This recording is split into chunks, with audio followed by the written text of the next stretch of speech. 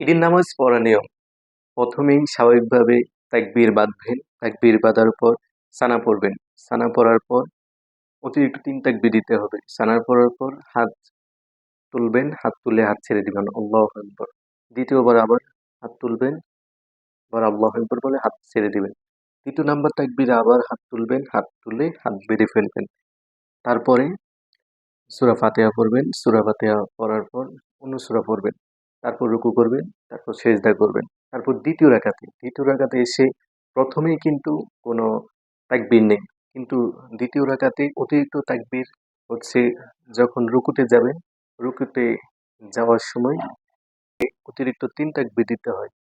কিভাবে দিবেন? ১ম এ আল্লাহু আকবার বলে ছেড়ে দিবেন। ২য় বার আবার আল্লাহু আকবার বলে ছেড়ে দিবেন। ৩য় বার আবার আল্লাহু আকবার বলে হাত ছেড়ে দিবেন। ৪র্থ বার আল্লাহু আকবার বলে রুকুতে চলে যাবেন। বাকি নামাজ স্বাভাবিকভাবে আদায় করে নিবেন।